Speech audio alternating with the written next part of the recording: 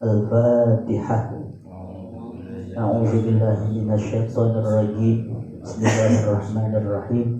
Alhamdulillahirabbil alamin arrahmanir rahim maliki yaumiddin. Iyyaka na'budu wa iyyaka nasta'in. Ihdinas siratal mustaqim. Siratal ladzina an'amta 'alaihim ghairil maghdubi 'alaihim waladdallin. Rabbighfir lana wa liwalidina wa lil mu'minin.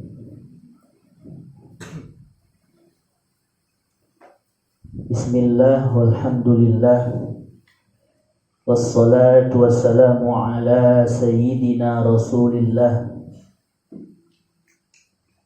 wa ala alihi wa sahbihi wa man tabi'ahu dah.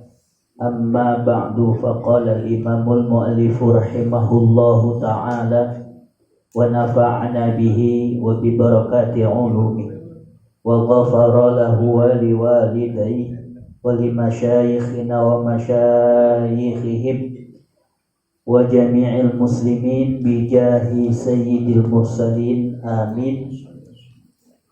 Faslun at-ta'inu fis sinni wal maridu alladhi la yurja lahu shifa'u idza aftara fi ramadana yazamu kullam minhuma muddu ta'amin likulli yaumin wala qada'a alaihim. Kembali kita membuka kajian kitab Riyadul Badi'ah, yaitu sampai pada halaman 61, pas di fasal. Faslun, adapun ini yaitu fasal. Di dalam pasal ini diterangkan oleh pengarang kitab ini berkaitan tentang segala hal yang membolehkan tidak berpuasa. Di dalam pasal ini pengarang kitab kita menjelaskan tentang beberapa hal yang membolehkan tidak berpuasa. Kita sama-sama tahu bahwasanya hukum berpuasa, yakni di bulan Ramadan, itu adalah wajib. Wajib bagi setiap seorang muslim. Sudah pada pertemuan-pertemuan yang lalu kita ketahui kewajiban berpuasa di bulan Ramadan itu kewajiban per orang. Kewajiban perorangan. Ada 3 orang. Ketiga orang ini beragama muslim, kemudian mukallaf, artinya sudah masuk batas di mana diwajibkan untuk menjalankan perintah syariat. Itu mukallaf, sudah berakal, baligh, itu namanya mukallaf. Seorang muslim kemudian mukallaf, dan dia mampu berpuasa dalam keadaan sehat, tidak lagi dalam keadaan musafir. Ketiga orang ini semua kondisinya seperti ini. Maka ketiga orang ini wajib untuk menjalankan puasa bulan Ramadan. Kewajibannya per orang. Jadi harus ketiga orang ini yang berpuasa di bulan Ramadan. Tidak kemudian yang berpuasanya hanya seorang, 2 orang yang lainnya tidak. Maka yang seorang dapat ganjaran atau pahala dari Allah, nah yang 2 yang lain yang tidak berpuasa mendapatkan siksa dari Allah Subhanahu wa ta'ala karena meninggalkan kewajiban berpuasa. Ini wajib perorangan istilahnya. Jadi kalau ada 3 orang, mesti ketiga-tiganya menjalankan puasa di bulan Ramadan. Dan puasa Ramadan ini kewajibannya per orang, dengan catatan ya yang sudah disebutkan. Pertama, dia ya beragama Islam. Kedua, mukallaf, yakni berakal dan sudah sampai batas balik. Kemudian yang ketiga, dia mampu berpuasa karena kondisinya dalam keadaan sehat dan masih gagah, jadi dia mampu menjalani puasa. Yang keempat, dalam keadaan tidak musafir. Awas, ini yang perlu dicatat. Kalau sudah kita tahu bahwasanya hukum berpuasa itu wajib, dan bila kita tinggalkan puasa tersebut maka kita mendapatkan dosa dari Allah, maka tidak ada izin dari agama dan bahkan dari Al-Quran maupun hadis Rasulullah Shallallahu Alaihi Wasallam yang membolehkan untuk tidak berpuasa, terkecuali beberapa hal yang membolehkan seseorang tidak berpuasa. Nah, pengecualian ini adalah hal-hal yang diizinkan oleh agama bahwa orang tersebut tidak untuk berpuasa. Kita lihat di fasal ini akan disebutkan siapa sajakah orang yang diizinkan oleh agama untuk tidak berpuasa selama bulan Ramadan. Selain yang disebutkan di sini, berarti orang tersebut wajib untuk berpuasa. Dan bila tidak berpuasa karena kecuali dari yang disebutkan nanti, maka dia mendapatkan azab, mendapatkan siksa dari Allah. Karena berpuasa kita tahu adalah hukumnya wajib atau hukumnya fardu ain. Nasnya sudah jelas dari Al-Quran. Mana itu? Qala Allah Ta'ala, ya ayyuhalladzina amanu kutiba alaikumus siyam. Itu diantaranya. Wahai orang-orang yang beriman, diwajibkan atas kalian berpuasa. Nah itu nas sudah jelas disebutkan oleh Allah Subhanahu wa Ta'ala di dalam Al-Quran.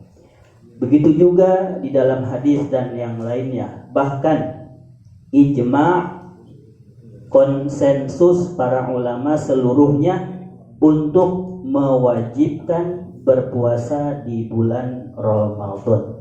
Maka kita tahu puasa bulan Ramadan ini adalah di antara salah satu rukun-rukun Islam, penegak-penegak Islam. Andai kata penegak-penegak Islam ini salah satunya runtuh, maka berdirinya Islam akan terlihat miring, tidak tegak. Karena ada salah satu pilar atau salah satu tiangnya kita rusak atau kita tidak jalani. Di antaranya puasa misalnya. Jadi kalau Islam ini mau tegak di permukaan bumi, mau luhur di atas muka bumi, maka kelima rukunnya, kelima tiangnya ataupun pilarnya mesti kita jalankan dengan penuh kehati-hatian dan keyakinan di dalam diri akan ketentuan-ketentuan yang sudah ditentukan Allah dan Rasulnya Sallallahu Alaihi Wasallam. Ini di fasal ini akan diterangkan beberapa hal yang membolehkan orang tidak berpuasa di bulan Ramadan. At-ta'inu fis-sinni, adapun orang yang lanjut di dalam usia. Wal maridul ladzi la yurja lahu syifa'u, dan orang yang sakit yang tidak diharapkan baginya akan kesembuhan.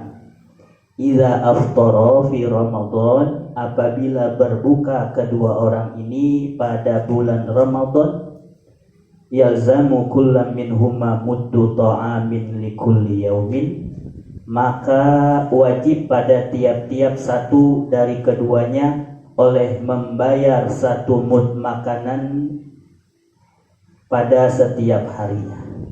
Wala qada'a alaihima, dan tidak wajib qada atas kedua orang tersebut. Yang tidak atau yang dibolehkan di dalam agama untuk tidak berpuasa di bulan Ramadan adalah orang yang lanjut usia. Yang kedua, orang yang sakit dengan penyakitnya yang tidak diharapkan kesembuhan. Ini pertama. Orang yang sudah lanjut dalam usia. Mana batas lanjut di dalam usia? Orang tersebut sudah tidak mampu untuk berpuasa seharian penuh. Jadi kayak kembali ke anak-anak. Anak-anak kalau oleh orang tuanya diajarin puasa, puasanya cuma setengah hari ya.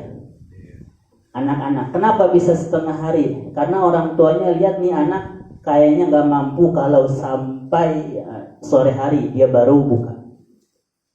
Makanya oleh orang tuanya dibiarkan berbuka pada siang hari. Ini untuk anak-anak. Begitu juga orang tua. Maka kata orang dulu itu orang tua ya kayak anak-anak.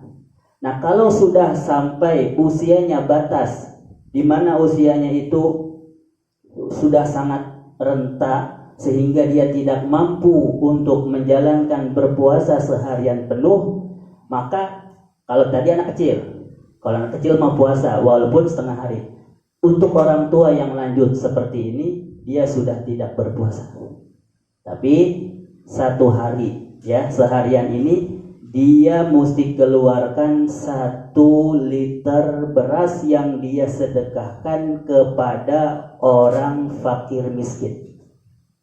Satu hari dia keluarkan beras seukuran 1 liter untuk dia sedekahkan kepada fakir miskin sebagai pengganti dari puasanya. Itu hari pertama. Ini orang tua yang sudah tua. Di hari kedua juga begitu, di hari ketiga, sampai di hari ke-30.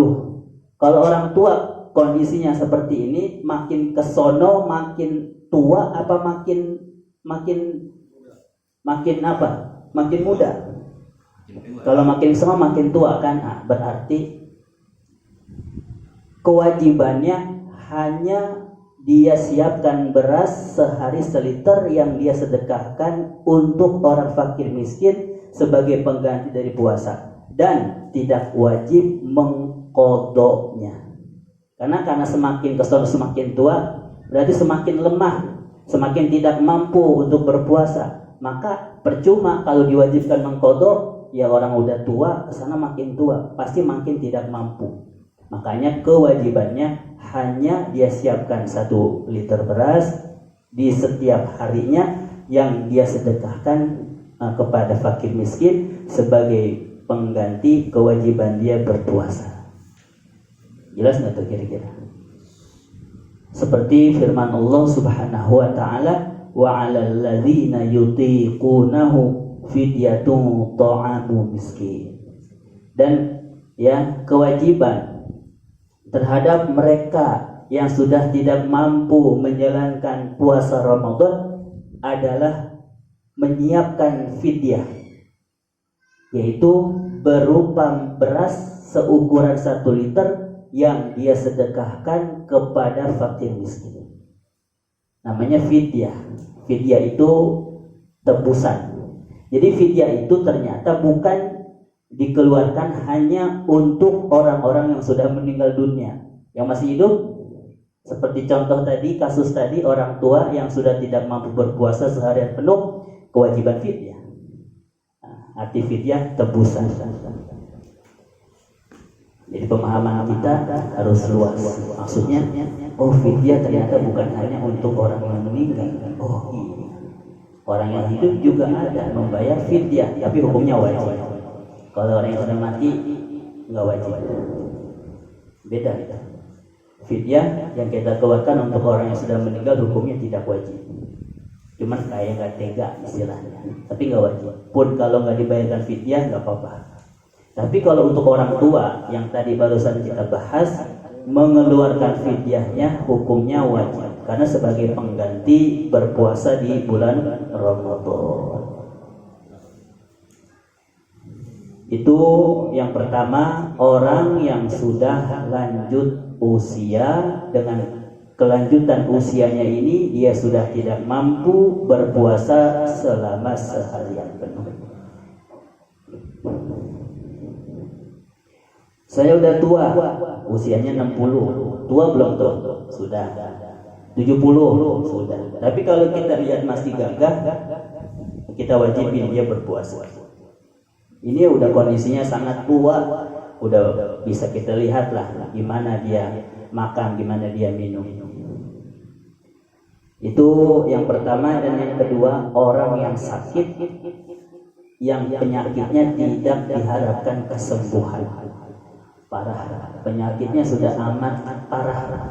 Dalam hati kecil kita, dengan penyakitnya ini orang tersebut tidak bakal sembuh. Pas masuk bulan Ramadan, kewajibannya kita siapkan beras sebagai fidyah untuk orang tersebut yang kita keluarkan sebagai pengganti dari puasa Ramadan. Jelas nggak? Orang yang sakit dengan penyakitnya yang tidak diharapkan kesembuhan. Moga-moga Allah Subhanahu wa Ta'ala sampaikan kita pada bulan Ramadan esok dalam keadaan sehat afiat, selamat jasmani, selamat rohani. Amin amin ya rabbal alamin.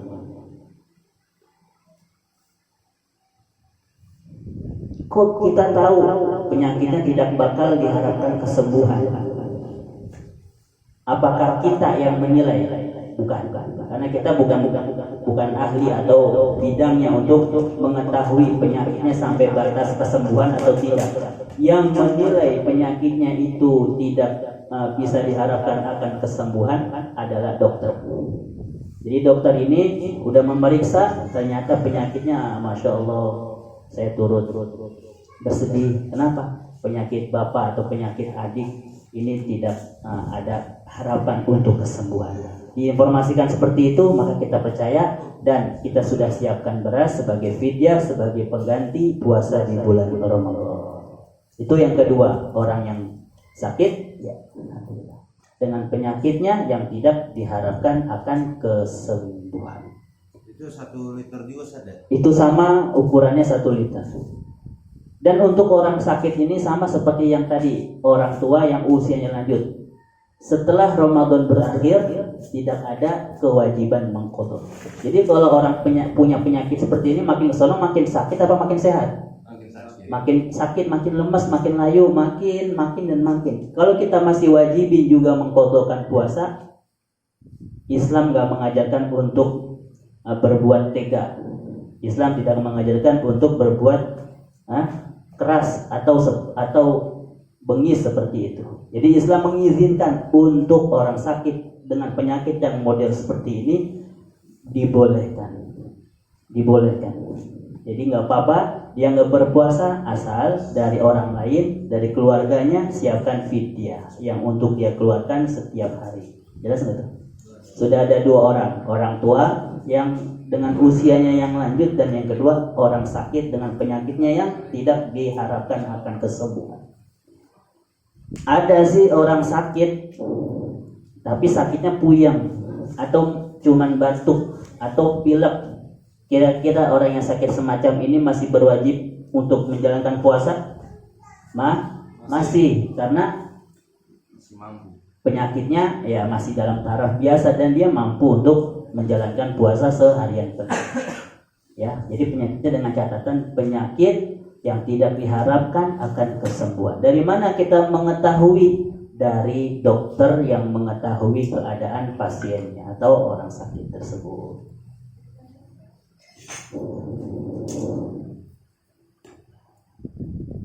Ustaz, iya, saya punya orang tua, usianya begitu renta, atau misalnya orang sakit dengan penyakitnya yang tidak kunjung sembuh.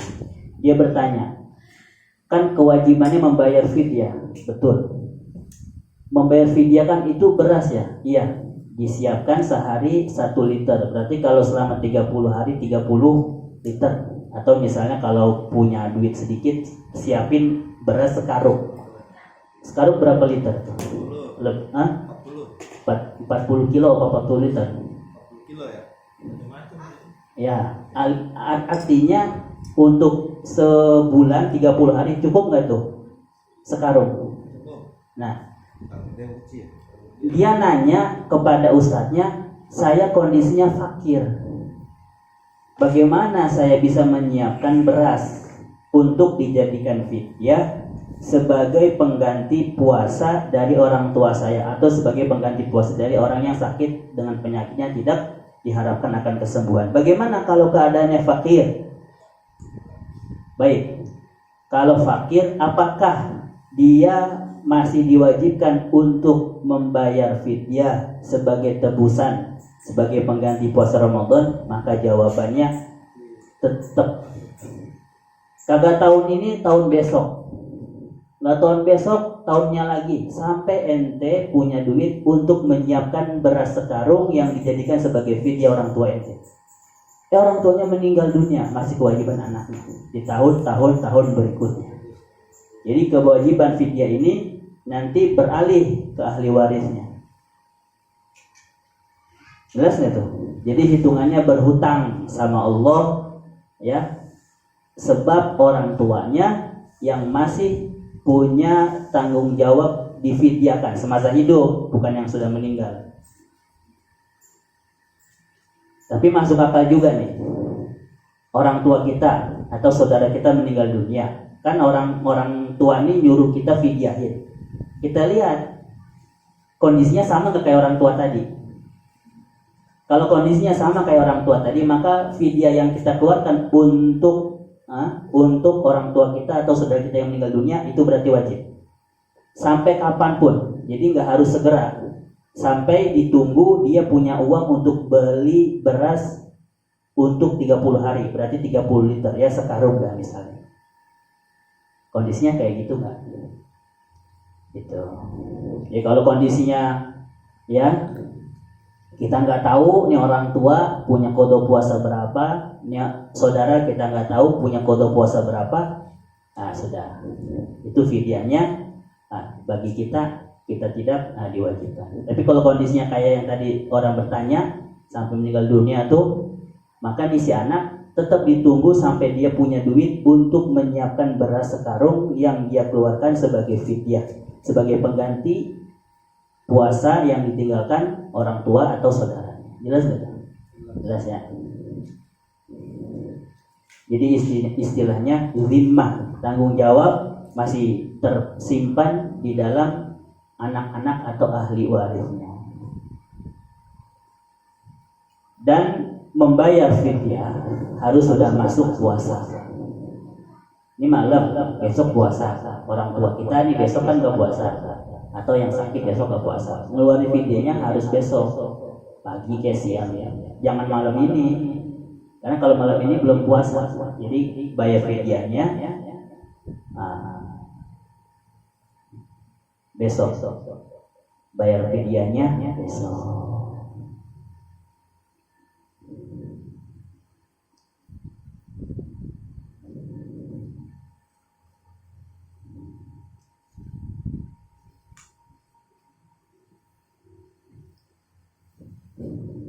Kalau di Badarin bisa digantiin sama anaknya karena saking fakirnya. Enggak. Kalau yang masih hidup, Orang tuanya ya sekarang sudah meninggal. sudah meninggal karena sampai orang yang meninggal dia masih fakir. Akhirnya dia mungkin bisa kali kalau gue puasain. ya nanti kita lihat bahasannya. Cuman kalau di dalam keterangan di sini, kewajiban bayar fidyah itu masih terus tertanam. Lain halnya ya untuk di fidyah, ya lain halnya untuk digantikan puasa oleh ahli warisnya. Itu nanti posisinya seperti orang tua kita yang meninggal dan kita nggak tahu jumlah qada puasa. Nanti masuknya ke bahasan itu. Kita nggak tahu nih orang tua punya qada puasa berapa hari ataupun saudara. Maka caranya yang mau bayar fidyah atau mau mempuasainya, mengqadakan puasa darinya. Itu kalau kondisinya seperti itu terhadap orang tua yang meninggal dan kita nggak tahu jumlah qada puasanya. Tapi kalau kondisinya tadi, ini kan tuntunan bayar fidyahnya kepada anaknya selagi orang tuanya masih hidup. Nah, maka tetap yang diwajibkan ahli waris hanya membayar fidyah. Nah, jadi kondisinya seperti itu. Kita lihat kondisinya. Nah, sehari kita keluarkan seliter untuk satu orang miskin. Bagaimana kalau kita sudah gabung untuk ke depan? Jadi sekarung dia udah siapkan, ini sekarungnya dia langsung berikan. Maka jawabannya boleh. Jadi dia udah siapkan sekarung untuk dia berikan. Dan yang orang menerima beras karungan tersebut satu orang, meskipun seorang. Kita udah niatkan ini beras fidyah 30 liter atau lebih yang saya jadikan sebagai fidyah, sebagai pengganti dari puasa Ramadan yang ditinggalkan oleh orang tua atau saudara saya.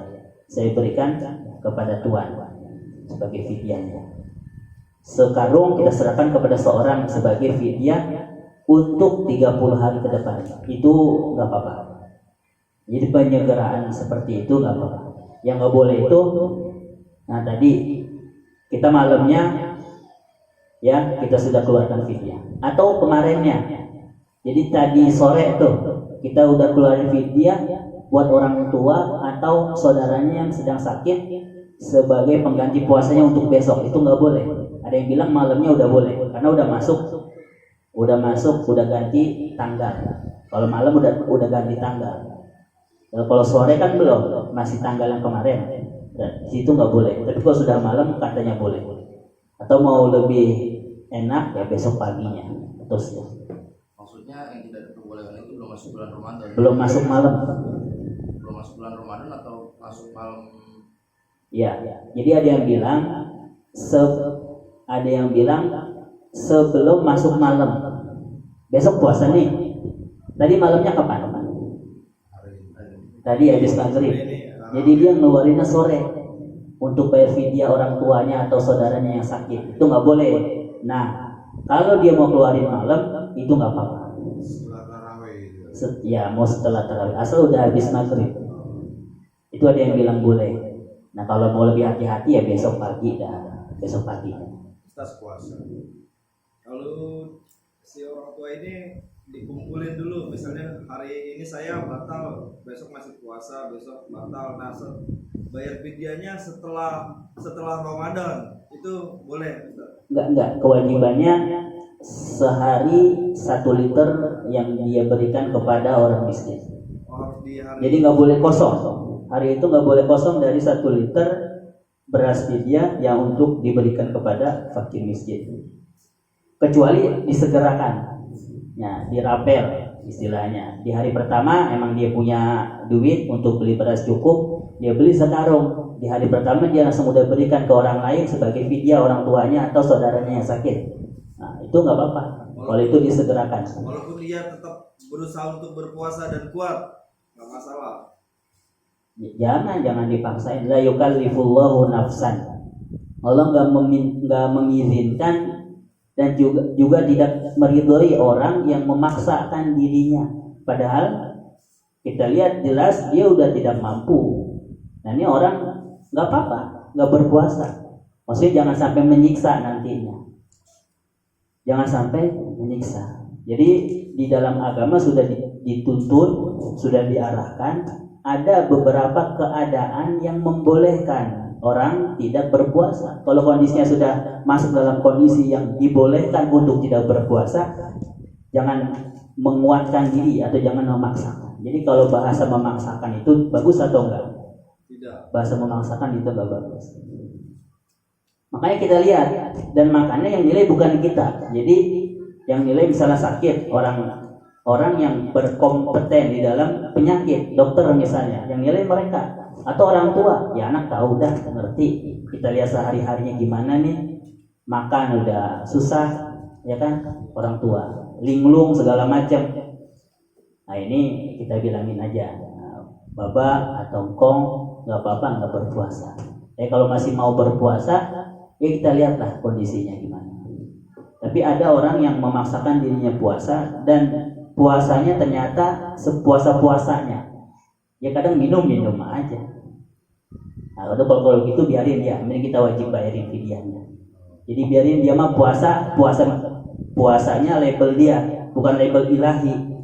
Kalau puasa lebih kan mesti tahan makan, tahan minum. Kalau dia makan pengen kayak orang-orang ikut puasa padahal masih siang dia diam-diam minum. Orang tua kan begitu kadang-kadang. Iya, kayak anak kecil aja. Nah kita sebagai anak udah siapin aja bayar fidyahnya untuk nih orang tua yang gitu, supaya kewajiban dia di hadapan Allah tidak terhitung hutang, Itu kondisinya anak pasti sangat mengerti.